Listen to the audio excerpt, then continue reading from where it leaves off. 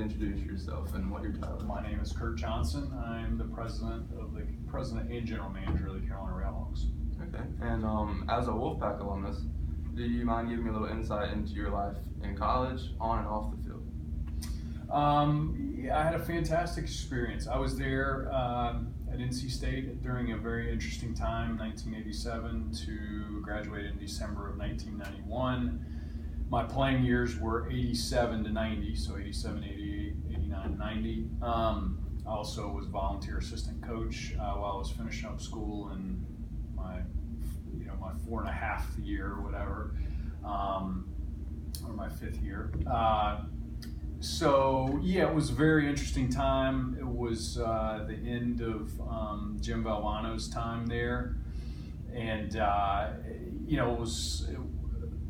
it was tough in a lot of ways because there was so much scrutiny of the university, of the academic standards, and obviously so much of that really came out to be distortions, fabrications, and enhancements to the truth, but it was a sad time looking back on it.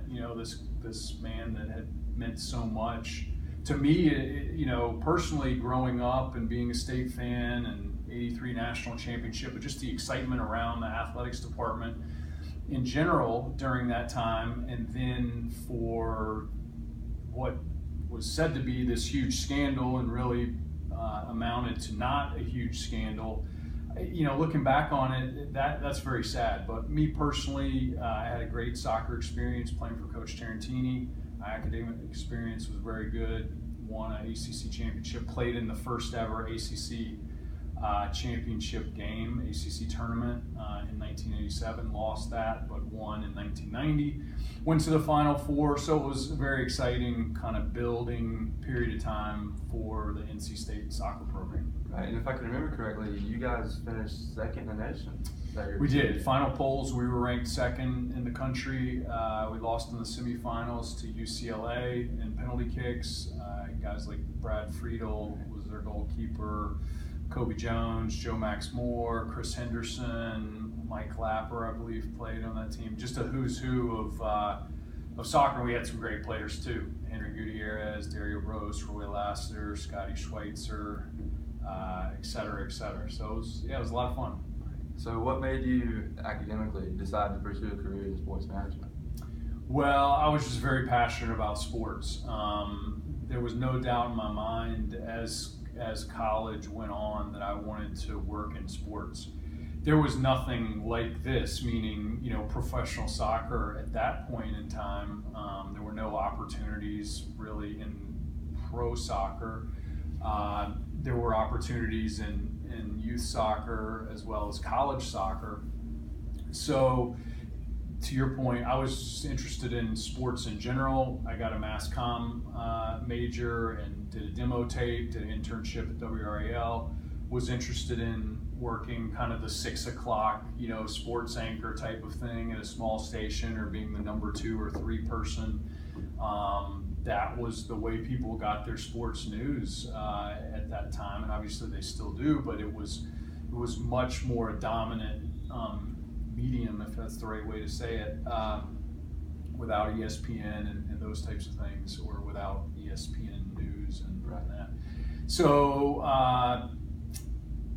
was focused in on a career in sports, and coaching was a possibility, sportscasting was a possibility, and then I got a job opportunity with Adidas centered around soccer marketing and promotions and the build up to the 1994 World Cup, and I jumped at it and moved to Chicago and worked out of U.S. Soccer. That's incredible. And what can you credit so far to your success in this field? Like, what helped you reach where you've reached today? Just a lot of hard work. That's really first and foremost. I think that good things happen to people that just keep working and working and working, and have a passion. It's not just kind of aimless work. It's working on things that interest you, that you enjoy, and that you feel is building a career as well as helping to build something like the sport of soccer. So I think a balance between hard work and seeing the sport grow, which kind of fuels me, has fueled my fire over the years. Supportive family, not spending above my means, I think is very important, because you start to pigeonhole yourself. If you need this, always 10% more than you're making, then you're constantly chasing the next job and the bigger paying job. Whereas I've tried to focus in on what I enjoy and hoped that the money would come and that could provide more for my family, and that's worked so far. Right, and focusing on things that you enjoy, like what has been your proudest accomplishment thus far within this field of sports? No, I think just generally seeing the sport of soccer grow. I really mean that. We're light years ahead of where the sport was in 1991 or 92 when I started working at Adidas. In every single way, the product on the field, the fact that we have, stable, successful professional leagues, the performance of our men's and women's national teams, the population growth of youth soccer, high school soccer, college soccer, all that. So I think, just generally, that's what I'm most proud of. I guess personally, MLS Cup in 2000, building the Kansas City Wizards Major League Soccer organization into one that was basically at the bottom of the table in every way, every measurable, from a business standpoint as well as a team performance standpoint, to one that was sold for a lot of money and is now flourishing. So championships on the field as well as the business growth has been important to me. Okay, and I know you spoke about your job with Adidas, and you hinted at your job as the GM of the Wizards. Mm-hmm. So, what other jobs have you had that have lined your ladder to get you where you are now as the president GM of the Railhawks? Well, I think everything really has given me insight. From my volunteer coaching position while I was graduating, finishing up my coursework at NC State, working with George Tarantini, to Adidas in soccer marketing and promotions. Then I was the full-time assistant at State for a little while. One of the best training grounds was my 3 years with the Richmond Kickers. We had a very small staff. We were a Division II pro team. I did basically anything and everything the organization needed, from selling sponsorships to selling season tickets to operations work to helping the head coach sign players to contracts. It was a great both feed in on the job training experience. Then working for Lamar Hunt with the Kansas City Wizards, he was very, very involved. I spent lots and lots of time with him over about a 7-year period. Arguably the top sports entrepreneur, owner in the history of American sports, and one of the great advocates and supporters of the growth of soccer. So that was an incredible experience. And now, learning from Steve and his vision for the Railhawks and working alongside him has been tremendous as well. Right. And I know you've served as the general manager for at least 3 professional soccer teams in 3 different leagues, and most notably with the Kansas City Wizards of the MLS. Can you tell me about your time with the Wizards in terms of not only accolades and accomplishments, but also the differences between the MLS and other North American leagues? Well, yeah, it's hard to compare. Part of the reason why it's difficult to compare is because the sport is growing so fast. So there are actually a lot of similarities between where we were in Kansas City from late 1999 to 2006 and where we are here in the Triangle, from 2011 to 2016. There are lots of similarities. One obvious difference is Kansas City Wizards were in Major League Soccer and we're in the NASL, two different business models. But generally, it's the same type of job. What I enjoy is the balance between the business side and the team side, the team performance side. I enjoy going back and forth between those on a daily basis and working, with players, coaches, as well as in the business community. So tons of similarities. The business model is a very stark difference. One is a single entity, Major League Soccer. One is more of a free market, like the rest of the world model, like the North American Soccer League. I think the potential for both to just continue to grow and grow is there. What is a routine day like, if there is one of those, as a GM of a sports team, and specifically the Railhawks? Well, I think that's what I enjoy not most, but what I enjoy a lot about the job is that there is no routine. I think if I can think of pockets of time over the last kind of 20 years of my working career, as opposed to my academic career, playing career, when I've gotten bogged down or maybe just kind of in a rut, it's when things become more regular. I'm not kind of a 9 to 5, do the same thing every day type of person. There are a lot of people like that like the predictability, like to be out at 5, have their free time, whatever the case may be. I enjoy the work. The variety of the work is something that just never gets dull. There is no routine day. That can be exhausting at times, and it can also, you have to figure out ways to kind of get away from it, because it's one of those jobs that it can be 24/7 very quickly. Right. But if you enjoy the work, it's very doable. Okay, and a more specific question. Ever since you took over as the GM of the Railhawks in 2011, the team and the organization as a whole has grown tremendously in such a short period of time, on and off the field. And the big thing you've done is create the youth academy for the team, known as the Capital Area Railhawks Academy. So can you go into detail about how the academy operates and your relationship with Castle? So I helped to create the partnership, right? It's a partnership with Castle. The Capital Area Railhawks Academy is a coming together of the community. We believe in pooling resources. A lot of communities create 2 separate academies, or even 3 or 4 separate academies. We believe the strength of the triangle is working collaboratively, pooling the player talent resources, the funding resources, the facility resources, the branding resources, the coaching resources, et cetera, into one, strong entity. We can still get better. We have a lot of headroom as it relates to growth and player development and the ability to develop even more elite players. But I am proud of it. I think it's the right thing at the right time. Castle, the leadership there, first Charlie Slagle, now it's Gary Butte, and their board, John Dalpy heads their board, have been huge. John Bradford has been the kind of hub of the wheel to keep the partnership alive and communication going, and on a day-to-day basis runs the academy. So those are the basics. It's a collaboration. It's not easy, just like any collaboration where 2 businesses come together to form something unique. There are things that we would like done maybe a little bit differently. I'm sure there are things that Castle would like done a little bit differently, but it is working, it is positive, and I see a great future for it. Okay, and to go on about academy, and not only just academy, but also the other trading and transferring processes, that's a big part of creating the right roster.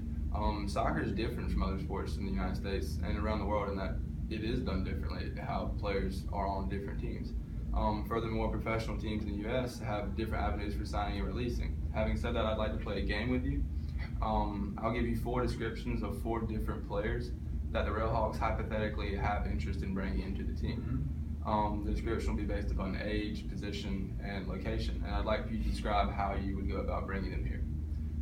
The first example is a 17-year-old center mid with promise who is currently on the FC Dallas Academy team, but wishes for first-team action. Well, I think 17-year-old, in some circumstances, they're going to be not only interested in soccer, but family's going to be interested in education. So I think one of the unique things that we're continuing to develop is we kind of have the best of both worlds. First of all, we have great cost of living here.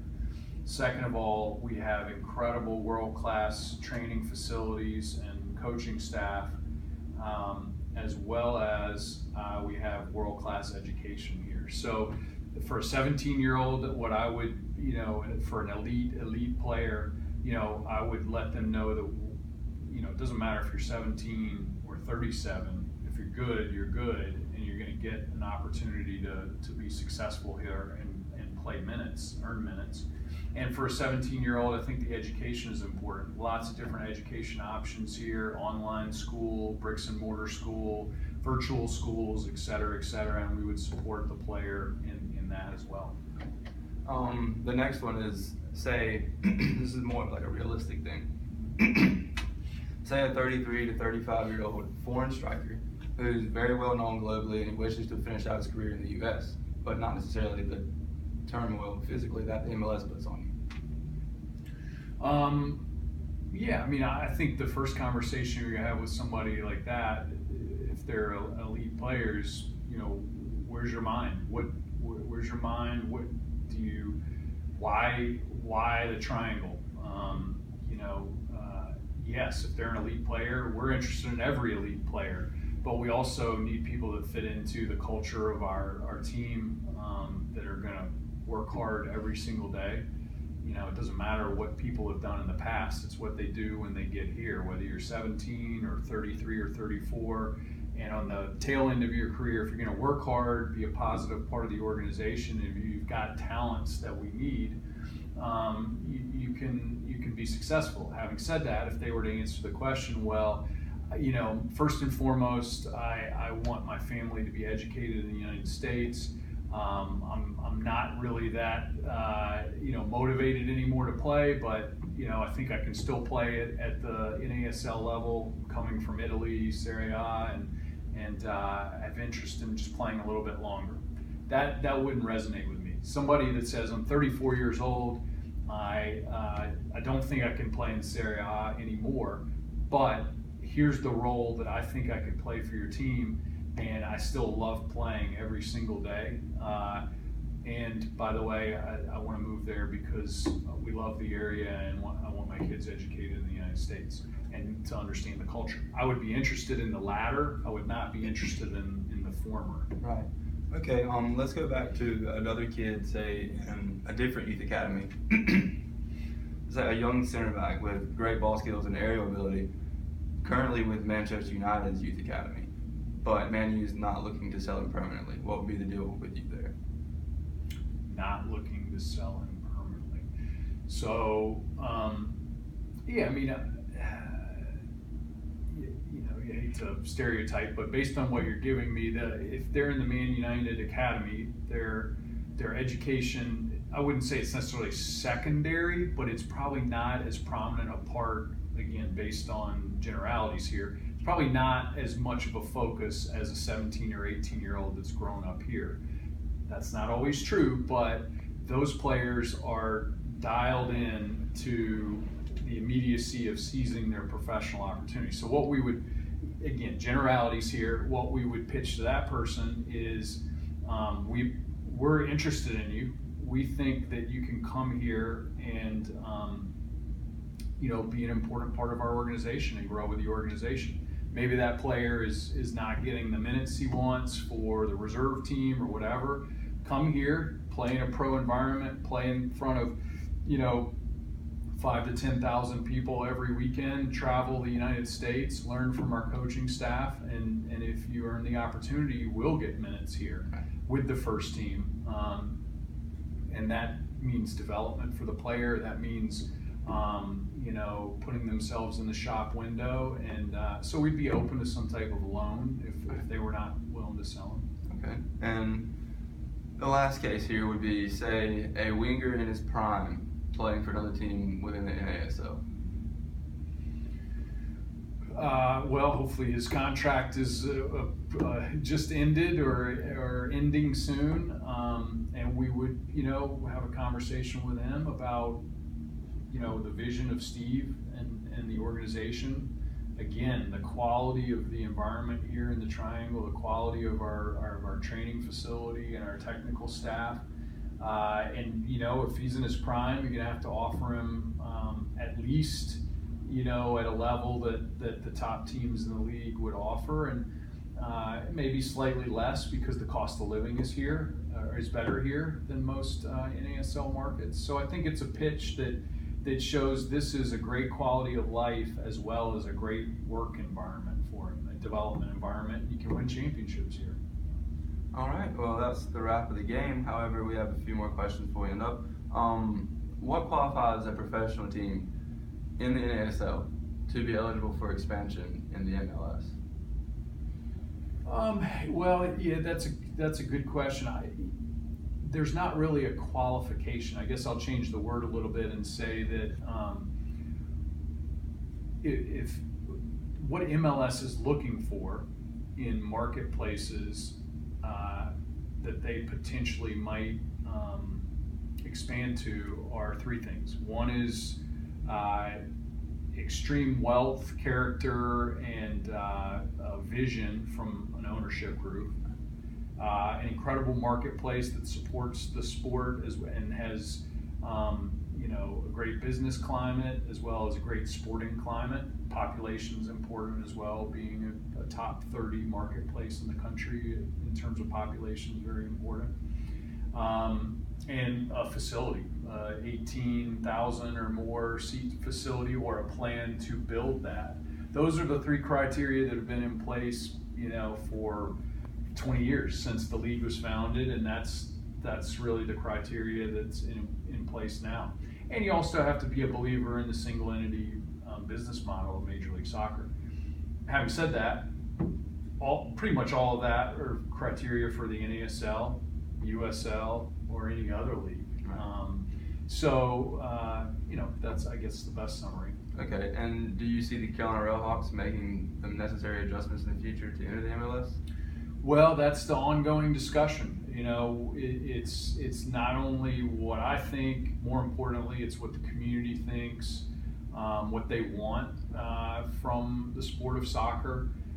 To be a top 10 marketplace like we've been for many, many years in soccer, you have to have facilities that meet the current standard. You need a stadium in an urban environment, not necessarily downtown, but urban, where there's high density and mixed use, bars, restaurants, office, ability to walk to the game, bike to the game, public transportation. So there are some key things that need to be in place in order to kind of accomplish that. But it's a public discussion that's going on right now in the Triangle as to kind of what do we want? Do we want like the NHL, the highest level, or do we want like the Durham Bulls are? A very, very successful, woven in the fabric organization, but at a second division type of level, AAA baseball. That makes a lot of sense. So what are your thoughts on a different topic about the structure of the leagues in the United States versus the structure of, say, the English leagues using a promotion relegation system? Yeah, I think it's a hot topic. A lot of people advocate for promotion relegation. I certainly understand that. We'd be interested in that. Having said that, there's some impediments to it that are going to take some years to work through, at least. One is facilities. A lot of the second and third division organizations don't have, the seating capacity, also the safety issues, ability for parking, transportation in and out of the stadium, those types of things. So there's some real kind of bricks and mortar impediments, as well as the fact that, that's not how all these owners bought in. So at the MLS level, you've got the Hunt family who's invested hundreds of millions of dollars in Major League Soccer, and to go to them and say, you know what, November 30th, you may not be in Major League Soccer anymore, there's no way they're going to vote for that. And so there are a lot of other owners in their same situation, the Crafts and Shoots, the folks that built pro soccer in the United States and Major League Soccer are not going to agree to that anytime soon. as well, there are a lot of Division II and Division III owners that didn't sign up to spend major league money. They don't necessarily want to be in major league at a major league Division I level because they don't have the stadium infrastructure. They don't want to spend on the stadium infrastructure. They also don't want to spend what it would take to play in a major league in terms of payrolls and staffing and things like that.